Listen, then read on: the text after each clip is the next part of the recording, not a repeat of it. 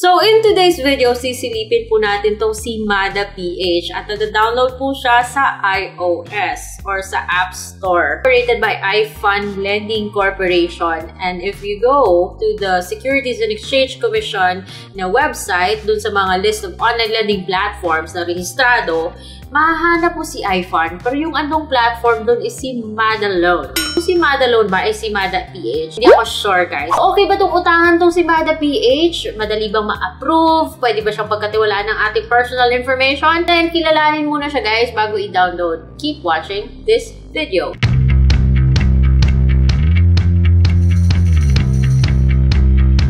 Huwag niyo munang i-download to si Mada PH. Tingnan natin kung okay ba siya. Kahit na-rehistrado tong si iFund, ha, that doesn't mean na okay siya, di ba? So, nakita naman natin yan sa mga dating mga loan apps na na-review na natin. This video is not sponsored, guys. Hindi ko kayo ini-encourage na umutang. Yung sa akin is, tinutulungan ko kayo makilala yung certain apps para makapag-decide kayo kung dapat yung bang i-download o hindi. Kung hindi pa kayo subscribe sa akin channel, subscribe na kayo, guys, kasi malalaman nyo dito sa channel kung ano yung mga loan apps na okay at kung ano yung mga loan apps yung hindi okay. Tingnan natin kung okay ba to si Mada PH. Download po siya sa iOS.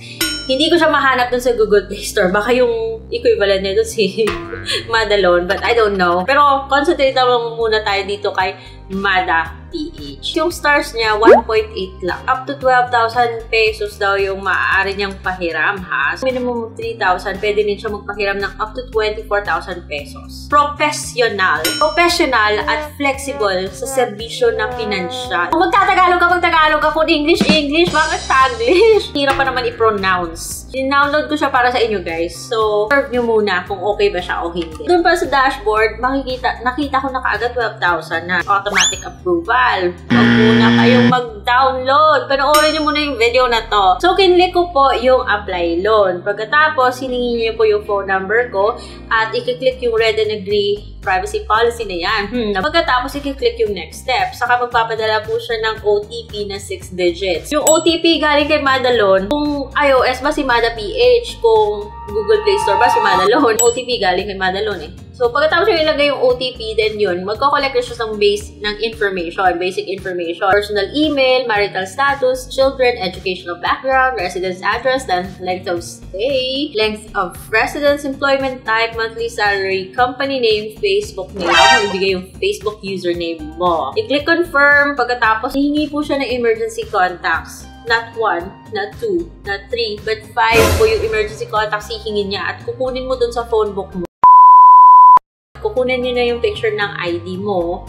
Kukunin niya rin yung ID type, ID number, yung mga name mo. Yung mga IDs na tinatanggap niya is UMID, GSIS, SSS, PRC, passport, PhilHealth, driver's license, pag-ibig, voter's ID, national ID. Kapag picture, hingi po siya ng access sa camera mo. Pagkatapos mo picturean, bigay mo yung ID number, yung first name, your middle name, your last name, your gender, and your birth date. At saka mo i-click yung confirm. Pupunta ka dun sa page where itatanong niya kung saan mo gusto matanggap yung pera. So, you have choices such as GCash, GrabPay, PayMaya, tsaka pwede ring bank. Pwede ka ring mag-withdraw pero may additional fees po siya. For example, sa MU Willier, may 180 kang babayaran in addition to whatever fees mamaya. At saka sa RD Pawn Shop, meron din siyang 180 na transfer fee. Of course, kung pipiliin mo yung MU Willier tsaka yung RD Pawn Shop, kailangan i-present mo yung ID mo yun. Kung ano mo yung binigay mong ID dun kay Mada PH. Ako lang sa e-wallet para mapababa mo yung mga fees niya. Yun.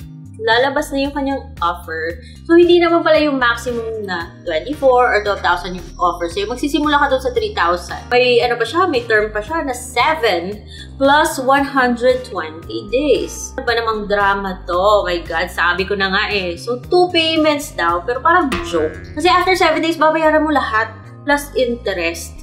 At saka sa after 120 days mo pa babayaran, 30 pesos. Okay lang naman sana. Buong buo mo siyang matatanggap. Pero hindi eh. Yung matatanggap mo lang, sabi dito, amount received, 1,920. Yun lang. Kuha siya ng service fee na 600. Then, ikakatas niyo yung management fee na 300. At saka yung yung transfer fee na 180. Kung mag-RD Pawn Shop ka, tsaka MU Willier, may 180 siyang idadagdag dun sa ikakaltas niya. Yung management fee tsaka service fee is 1,000 pesos pa rin total. Na kung hindi ka to makabayad kay Mada PH, after 7 days, meron po siyang overdue interest na 90 pesos per day. Tama yata yun. Overdue penalty na 150. Tayo ka na sa service fees tsaka sa management fees na yan. Ka rin sa transfer fee kung sakali mag-MU Villar ka or RD pawn shop ka, lagot ka pa sa penalties niya kung hindi ka makabayad in 7 days. Mga nagsasabi pa, nang haharas daw siya ha. So kung hindi kayo sang-ayon sa mga loan terms, huwag nyo nang i-click yung confirm. I-back nyo na lang. Sadly, sa loan app na to, hindi ka pwedeng mag-request na i-delete yung account. Huwag nyo na kunin yung loan kung hindi kayo sang-ayon dito. So, ito guys, yung dapat natin tinitingnan bago tayo kumuha ng pera sa isang loan app. Kasi yung pag-uutang ay hindi po free money. It's a responsibility. At magdudulot po siya ng maraming sakit ng ulo kung hindi tayo makabayad on time. Not to mention, na kumuha po sila ng ating mga personal information which is very, very important. Kaya dapat pinangangalagaan to. So, now you know na ganito pala yung style ni Mada PH. Sa inyo kung mag-uutang pa rin kayo dito o hindi. Pero basta, dapat naiintindihan nyo yung terms and conditions ha. Proceed at your own risk. Kung gusto kayo mong loan app na gusto nyong silipin ko muna bago nyo i-download, put your suggestions in the comment section below. Huwag lang kayo mag-violent reaction, okay? And I really hope meron kayo natutunan sa video na to. If you appreciate the things that you've learned from this video, please leave me a like. Of course, dapat subscribe kayo sa channel ko para marami kayong matututunan tama. Kasi marami kayong matututunan dito. So, I hope to see you on my next vlog. Makapagbabay na nga. Bye-bye!